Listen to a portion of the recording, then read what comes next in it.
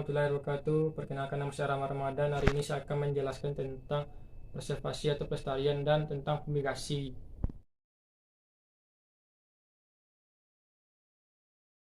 Saya akan menjelaskan materi pertama tentang preservasi atau pelestarian.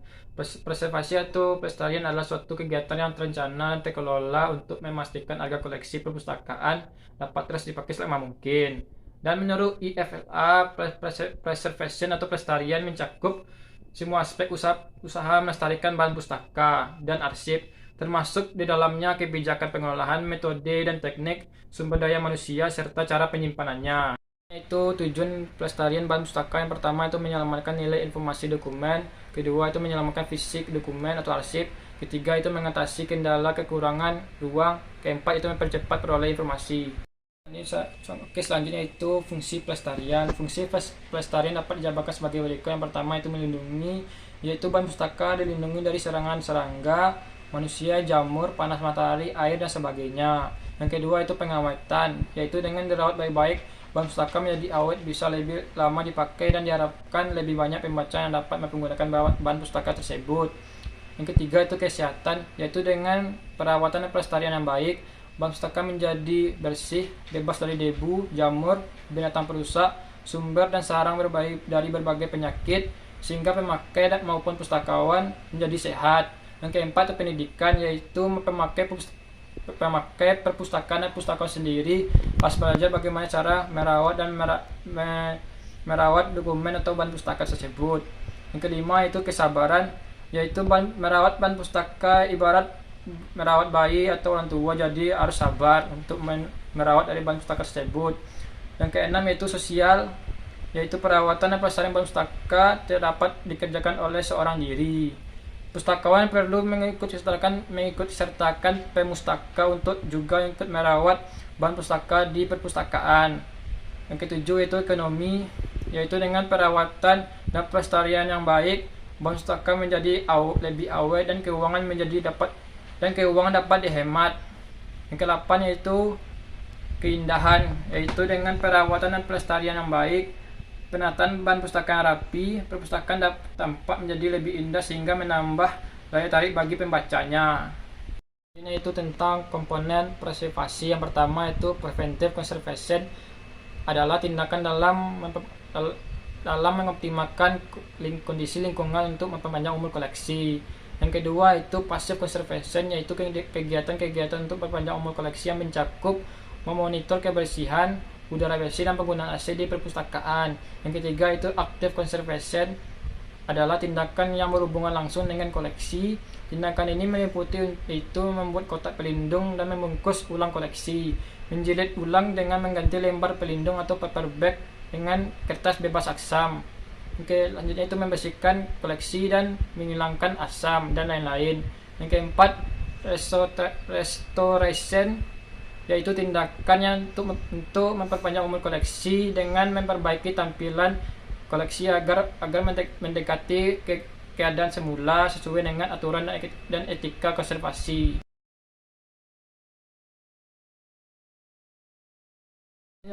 Materi kedua itu tentang fumigasi.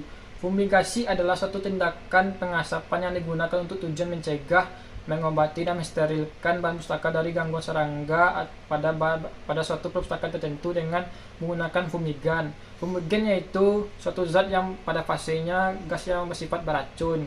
Tujuan dari fumigasi ini adalah untuk mencegah, mengobati atau melestarikan bahan pustaka yang terserang hama atau rayap dan serangga perusak lainnya dengan memasukkan atau melepaskan fumigasi ke dalam suatu ruangan khusus atau ruang tertutup untuk beberapa waktu. Itu alat perlengkapan dari fumigasi. Yang pertama itu ruang untuk fumigasi, kedua itu alat untuk petugas seperti jas laboratorium, sarung tangan, masker gas dan lain-lain. Ketiga itu bahan-bahan kimia seperti karbon disulfida, karbon tetraklorida, timol kristal dan lain-lain. Itu metode pelaksanaan fumigasi. Fumigasi dapat dilakukan dengan tiga cara, yaitu yang pertama itu fumigasi ruangan. Fumigasi yang dilakukan di dalam ruang khusus yang tertutup. Pelaksanaannya petugas masuk ke dalam sebuah ruangan kemudian melakukan fumigasi pada seluruh arsip yang berada di ruangan tersebut tanpa memindahkan satupun arsipnya. Yang kedua itu fumigasi di bawah penutup, Itu fumigasi yang ini dilakukan di dalam ruangan, namun arsipnya yang akan difumigasi terlebih dahulu ditutupi dengan plastik atau penutup lainnya. Arsip yang sudah ditutupi itulah kemudian yang akan difumigasi. Yang ketiga itu fumigasi bertahap, yaitu fumigasi bertahap dilaksanakan pada sebuah ruangan yang memang didesain khusus untuk melaksanakan fumigasi. Arsip secara bertahap dimasukkan pada ruangan ini, kemudian dilakukan fumigasi. Untuk proses fumigasi, tahap pertama itu tahap persiapan, yaitu persiapan pelaksanaan fumigasi dimulai dengan pembentukan tim pelaksana fumigasi. Tim ini bertugas untuk mengkoordinasi seluruh tahapan pelaksanaan fumigasi.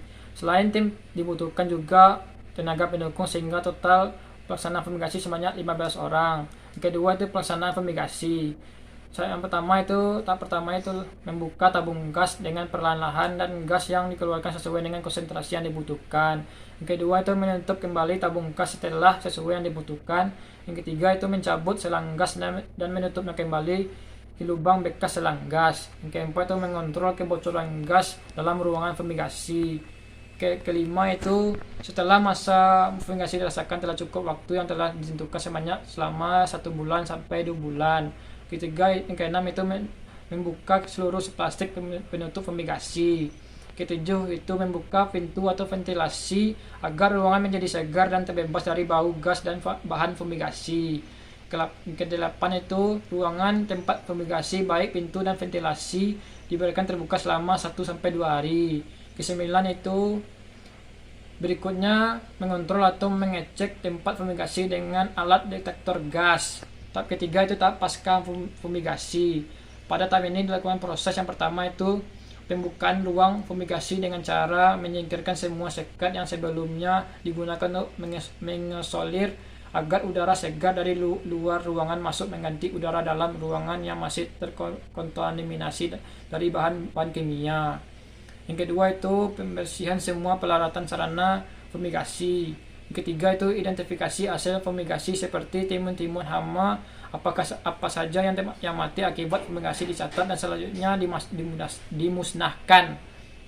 Itulah hasil dari presentasi saya tentang preservasi dan konservasi dan tentang fumigasi. Apabila ada kesalahan atau kata-kata saya yang kurang jelas, mohon dimaafkan. Saya Ramadan undur diri. Wassalamualaikum warahmatullahi wabarakatuh.